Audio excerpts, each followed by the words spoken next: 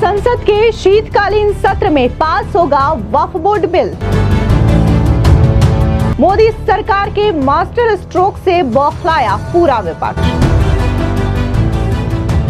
ओवैसी बोले, वक्फ बिल के जरिए सरकार संपत्ति छीनना चाहती है। मोदी ने कहा, मुट्ठी भर लोग हुड़दंगबाजी से संसद को कंट्रोल करने की कोशिश करते हैं। जिनको जनता ने अस्वीकार किया है, वे संसद को भी मुट्ठी भर लोगों के हुड़दंगबाजी से कंट्रोल करने का लगातार प्रयास कर रहे हैं। नमस्कार, स्वागत है आपका। आप देख रहे हैं द न्यूज और मैं रानी गुप्ता आपके साथ। जिस तरीके से प्रधानमंत्री मोदी ने महाराष्ट्र चुनावों में बीजेपी को मिली प्रचंड जीत के बाद वक्फ बोर्ड को लेकर के बड़ा इशारा किया था और ये कह दिया था कि वक्फ बोर्ड बिल जैसी किसी भी चीज का हमारे संविधान में कोई जगह ही नहीं है, जिसके बाद से इस बात को लेकर के सियासी गलियारों में अटकलें तेज हो चुकी हैं कि क्या शीतकालीन सत्र में कुछ बड़ा हो सकता है और वक्फ बिल को लेकर के एक नया धमाका देखने को मिल सकता है। कहीं ऐसा ना हो कि वक्फ बोर्ड को लेकर के मोदी सरकार की ओर से बिल पेश किया जा सके। अब ऐसे में आपको बता दें कि संसद के शीतकालीन सत्र का आज से आगाज हो चुका है। 25 नवंबर से 20 दिसंबर तक चलने वाले इस संसद सत्र के विचार के लिए वक्फ संशोधन विधेयक सहित 16 विधेयकों की लिस्ट तैयार कर दी गई है। इस सत्र में केंद्र सरकार कई महत्वपूर्ण विधेयकों को पारित करने की योजना बना रही है, जिसमें सबसे ज्यादा चर्चा इस वक्त वक्फ बोर्ड विधेयक को लेकर के हो रही है। बता दें कि जेपीसी अध्यक्ष जगदंबिका पाल के मुताबिक वक्फ संशोधन विधेयक से जुड़े सभी पहलुओं पर विचार के बाद रिपोर्ट तैयार है। वहीं विपक्षी पार्टियां रिपोर्ट सौंपने के लिए और समय की मांग कर रही है। बता दें कि मुस्लिम संगठन चीख चीख कर कह रही है कि वक्फ संशोधन बिल पास नहीं होना चाहिए। यह बिल मुसलमानों से वक्फ प्रॉपर्टी छीन लेगा, उनके अधिकार को कम कर देगा। हालांकि इसी बात को दोहराते हुए एआईएमआईएम के जो चीफ हैं असदुद्दीन ओवैसी, वो भी दिखाई दे रहे हैं। दरअसल असदुद्दीन ओवैसी से जब वक्फ बोर्ड संशोधन विधेयक को लेकर के सवाल पूछा गया तो सुनिए आखिर ओवैसी ने क्या कहा। जैसा भी आपने हमारे डेलीगेशन तरफ से बोला गया है, मैं उसको रिपीट कराना नहीं चाहता हूँ। स्पीकर साहब ने बड़ी इत्मीनान से हमारी पूरी जितने मेंबर्स 11 नॉन बीजेपी एमपीज गए थे उनकी बात को सुना। वो बोले कि इसके ऊपर कंसिडर करेंगे और हमको उम्मीद है कि ऑनरेबल स्पीकर साहब इसका टेन्योर बढ़ाएंगे, क्योंकि आप देखिए बंगाल नहीं गई कमेटी, बिहार हम लोग नहीं गए, उत्तर प्रदेश में शिया वक्फ की प्रॉपर्टीज को हमने नहीं देखा। तो ऐसे कई, दिल्ली के मंत्री को बुलाना है, ऐसे कई स्टेट्स है जहां पर कमेटी को जाना चाहिए। वो स्टेक होल्डर्स हैं, उनकी बात को सुनना बहुत जरूरी है। अभी ये कानून बना नहीं, आप देख लीजिए संबल में क्या हो गया है। अभी ये कानून बना नहीं है, आप देख रहे हैं कि हर जगह पे बोल दिया जा रहा है कि नहीं, ये यहाँ पर 500 साल पहले मस्जिद नहीं थी। इस बिल में ये बिल आर्टिकल 26 का वायलेट करता है। ये संविधान के फंडामेंटल राइट का 26 का ग्रेव वायलेशन है। ये बिल कलेक्टर को इतने पावर्स दे रहा है कि कलेक्टर तय करेगा कि कौन सी वक्फ प्रॉपर्टी है नहीं है। ये कैसे होगा? कलेक्टर कैसा जज होगा अपने ही केस में? तीसरा, आप किस बुनियाद पर इस बिल में आप नॉन मुस्लिम को मेंबर बना रहे हैं? जितने धर्म की बुनियाद पर, चाहे वो हिंदू धर्म के एंडोमेंट बोर्ड्स हो, चाहे दिल्ली का एसजीपीसी हो या उसका एक्ट हो, या क्रिश्चियंस के जो भी उनके धर्म के संस्थान हैं, वहां पर तो कोई उसी धर्म का आदमी मेंबर बनता है। आप तो कंपलसरी स्टेट वक्फ बोर्ड में जहां पर 11 मुसलमान बनते थे, वहां पर आप मेजॉरिटी नॉन मुस्लिम बनाना चाह रहे हैं। सेंट्रल वक्फ काउंसिल में मेजॉरिटी ऑफ नॉन मुस्लिम बनाना चाह रहे हैं। क्यों करना चाह रहे हैं आप? ये क्या मकसद है आपका?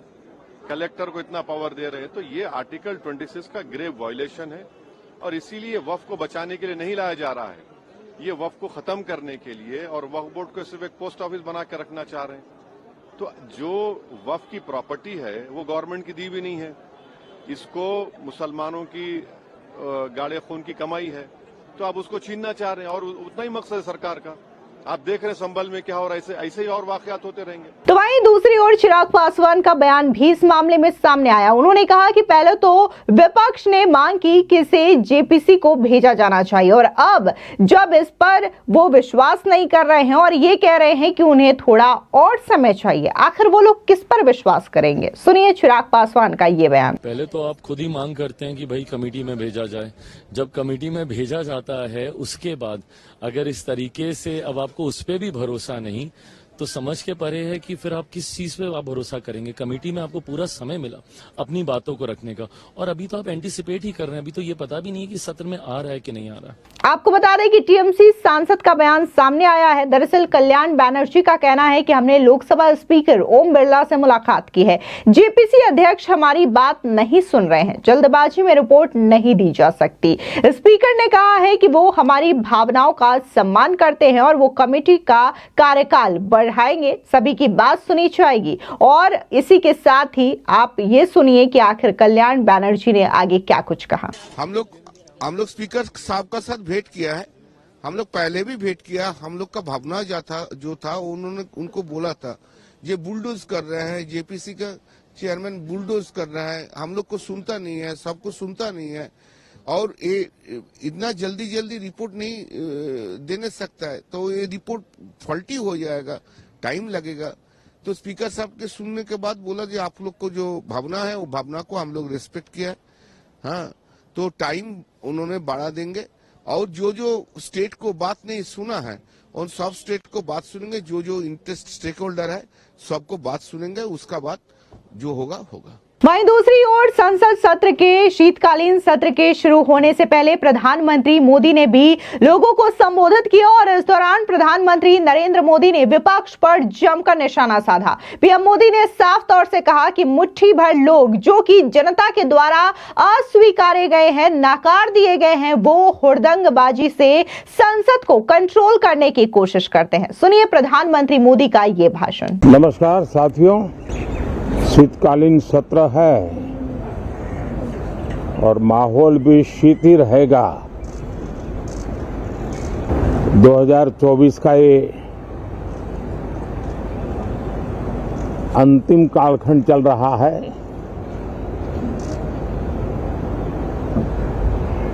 देश पूरे उमंग और उत्साह के साथ 2025 के स्वागत की तैयारी में भी लगा हुआ है। साथियों, संसद का ये सत्र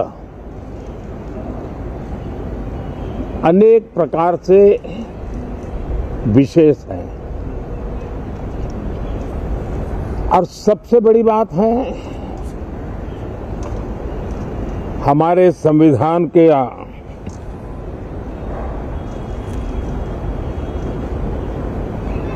75 साल की यात्रा,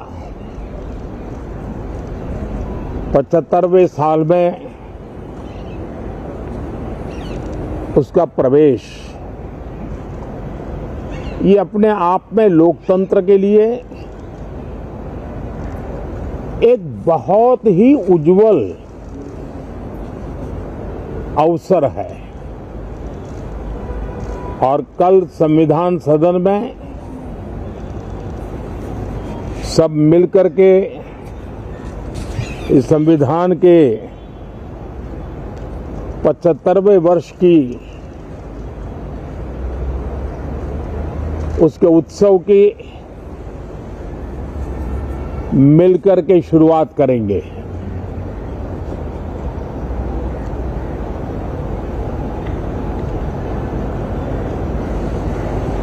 संविधान निर्माताओं ने संविधान निर्माण करते समय एक एक बिंदु पर बहुत विस्तार से बहस की है, और तब जाकर के ऐसा उत्तम दस्तावेज हमें प्राप्त हुआ है। और उसकी एक महत्वपूर्ण इकाई है हमारी संसद।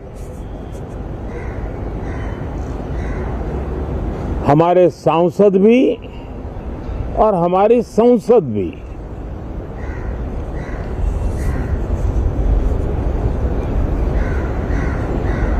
पार्लियामेंट में स्वस्थ चर्चा हो, ज्यादा से ज्यादा लोग चर्चा में अपना योगदान दें। दुर्भाग्य से कुछ लोगों ने अपने राजनीतिक स्वार्थ के लिए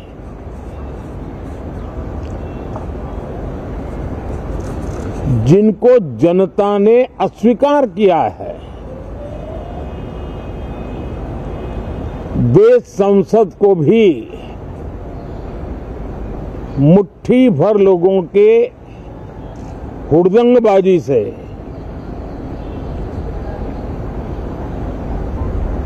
कंट्रोल करने का लगातार प्रयास कर रहे हैं। उनका अपना मकसद तो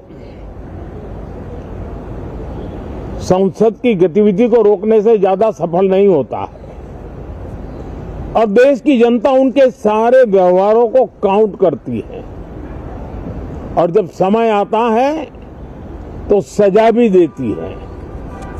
लेकिन सबसे ज्यादा पीड़ा की बात यह है कि जो नए सांसद होते हैं, नए विचार, नई ऊर्जा लेकर के आते हैं और ये किसी एक दल में नहीं, सभी दल में आते हैं। उनके अधिकारों को कुछ लोग दबोच देते हैं। सदन में बोलने का उनको अवसर तक नहीं मिलता है। लोकतांत्रिक परंपरा में हर पीढ़ी का काम है आने वाली पीढ़ियों को तैयार करे, लेकिन 80-80, 90-90 बार जनता ने जिनको लगातार नकार दिया है, वे न संसद में चर्चा होने देते हैं, न लोकतंत्र की भावना का सम्मान करते हैं, न ही वह लोगों की आकांक्षाओं का कोई महत्व समझते हैं, उनका उसके प्रति कोई दायित्व है वो कोई समझ पाते हैं। और उसका परिणाम है वो जनता की उम्मीदों पर कभी भी खरे नहीं उतरते हैं और परिणाम स्वरूप जनता को बार बार उनको रिजेक्ट करना पड़ रहा है। साथियों, ये सदन लोकतंत्र की 2024 के पार्लियामेंट के चुनाव के बाद देश की जनता को अपने अपने राज्यों में कुछ स्थानों पर अपनी भावना, अपने विचार, अपनी अपेक्षाएं प्रकट करने का अवसर मिला है। उसमें भी 2024 के लोकसभा के चुनाव के नतीजों को और अधिक ताकत दी गई है राज्यों के द्वारा और अधिक बल प्रदान किया गया है और अधिक समर्थन का व्याप बढ़ा है। और लोकतंत्र की यह शर्त है कि हम जनता जनार्दन की भावनाओं का आदर करें, उनकी आशा अपेक्षाओं पर खरा उतरने के लिए दिन रात मेहनत करें। मैं बार बार खास करके विपक्ष के साथियों से आग्रह करता रहा हूं और कुछ विपक्ष बहुत जिम्मेदारी से व्यवहार करते भी हैं। उनकी भी इच्छा रहती है कि सदन में सुचारू रूप से काम हो, लेकिन लगातार जिनको जनता ने नकार दिया है, वे अपने साथियों की बात को भी दबोच देते थे उनकी भावनाओं का भी अनादर करते हैं, लोकतंत्र की भावनाओं का अनादर करते हैं। मैं आशा करता हूं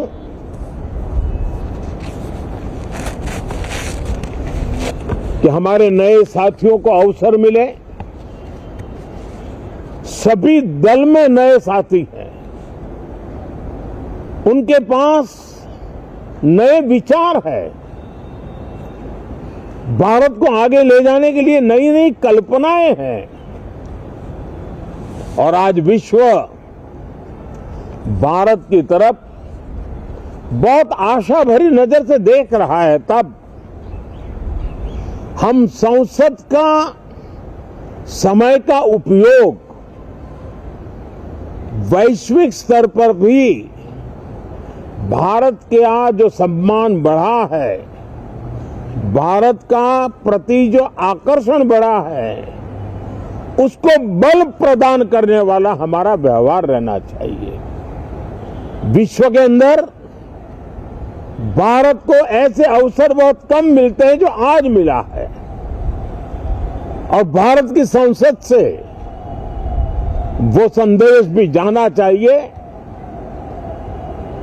कि भारत के मतदाता उनका लोकतंत्र के प्रति समर्पण, उनका संविधान के प्रति समर्पण, उनका संसदीय कार्य पद्धति पर विश्वास, संसद में बैठे हुए हम सबको जनता जनार्दन की इन भावनाओं पर खरा उतरना ही पड़ेगा। और समय की मांग है,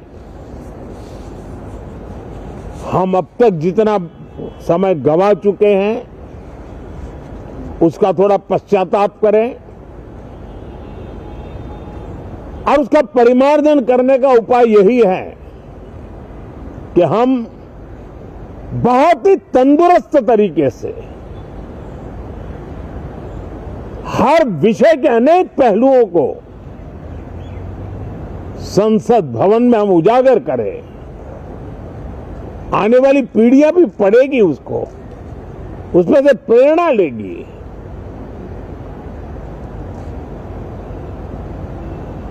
मैं आशा करता हूं कि ये सत्र बहुत ही परिणामकारी हो, संविधान के 75वें वर्ष की शान को बढ़ाने वाला हो, भारत की वैश्विक गरिमा को बल देने वाला हो, नए सांसदों को अवसर देने वाला हो, नए विचारों का स्वागत करने वाला हो। इसी भावना के साथ मैं फिर एक बार सभी माननीय सांसदों को उमंग और उत्साह के साथ इस सत्र को आगे बढ़ाने के लिए निमंत्रित करता हूं, स्वागत करता हूं। आप सब साथियों का भी बहुत बहुत धन्यवाद। दरअसल आपको बता दें कि मोदी सरकार जिस वक्फ संशोधन बिल को संसद में पास करवाना चाह रही है, उसके कानून बनने के बाद 3 बड़े बदलाव दिखने तय हैं। पहला, वक्फ की संपत्ति पर जिला कलेक्टर के जरिए नजर रखी जा सकेगी। दूसरा, वक्फ बोर्ड के दरवाजे और खिड़कियां महिलाओं के लिए खुल जाएंगे। तीसरा, वेरिफिकेशन से पहले कोई भी जमीन वक्फ की संपत्ति घोषित नहीं की जा सकेगी। विपक्षी पार्टियां और मुस्लिम संगठन दलील दे रहे हैं कि मोदी सरकार वक्फ को बचाने की जगह बर्बाद करना चाहता है, लेकिन आपको बता दें कि सरकार को इसे करने की नौबत इसलिए आ गई है क्योंकि अभी हाल ही में कई जगहों पर देखने को मिला कि वक्फ ने धड़ल्ले से कई सारी प्रॉपर्टी को अपनी संपत्ति घोषित करने से जरा भी कोताही नहीं बरती। फिर चाहे मामला गुजरात का हो या फिर अभी हाल ही में देखने को मिला कि कर्नाटका में तकरीबन 1200 एकड़ जमीन पर भी वक्फ ने अपना दावा ठोक दिया था। इतना ही नहीं, केरल की तो पूरी की पूरी गांव पर ही वक्फ ने अपना दावा ठोकते हुए कह दिया कि ये वक्फ की प्रॉपर्टी है, लेकिन वहां पर किसान और गांव के लोग थे जिनका यह कहना था कि यहाँ की जमीनें उनकी है, पुश्तैनी जमीनें हैं, वक्फ का इससे कोई लेना देना नहीं है। और इन्हीं तमाम चीजों को नियंत्रण में करने के लिए सरकार ये विधेयक ला रही है। दरअसल देश में रेलवे और सेना के बाद वक्फ बोर्ड के पास सबसे अधिक जमीन है। वक्फ बोर्ड की संपत्ति 9.4 लाख एकड़ में फैली है। इतनी बड़ी संपत्ति से बोर्ड सिर्फ 200 करोड़ रुपए की कमाई बताता है। साल 2013 में संशोधन के जरिए वक्फ बोर्ड को इतनी ताकत दी गई कि इसके फैसलों को अदालत में चुनौती नहीं दी जा सकती। वक्फ बोर्ड के कामकाज में कोई दखल नहीं दे सकता। दरअसल आजादी के बाद साल 1954 में वक्फ एक्ट बना। इस कानून को वक्फ से जुड़े कामकाज को आसान बनाने के इरादे से लाया गया था। समय समय पर वक्फ के कामकाज में सुधार की बातें भी उठती रही और चुनावी राजनीति में मुस्लिम एक बहुत मजबूत वोट बैंक बन गए। ऐसे में समुदाय से जुड़े मुद्दों को छेड़ने की मत खासकर नहीं की कांग्रेस ने और तुष्टीकरण की राजनीति की वजह से इसे बढ़ावा मिलता रहा। ऐसे में साल 1995 में नया वक्फ बोर्ड अधिनियम बना। इससे देश के हर राज्य और केंद्र शासित प्रदेश में वक्फ बोर्ड बनाने का रास्ता खुला। देश की चुनावी राजनीति दो खाचों में बढ़ गई, सेकुलर और कम्युनल। संगठन का आधार भी यही बन गया। ऐसे में साल 2013 में वक्फ कानून में एक और बड़ा बदलाव हुआ। वक्फ एक्ट का सेक्शन 40 ये कहता है कि कोई जमीन किसकी है इसे वक्फ का सर्वेयर और वक्फ बोर्ड ही तय करेगा। मोदी सरकार इसी सिस्टम को खत्म करने की तैयारी कर चुकी है और इसी वजह से वक्फ बोर्ड संशोधन विधेयक शीतकालीन सत्र में पास होना काफी ज्यादा अहम बताया जा रहा है। फिलहाल इस पूरी खबर पर आपकी क्या प्रतिक्रिया है, कमेंट सेक्शन में जरूर बताएं।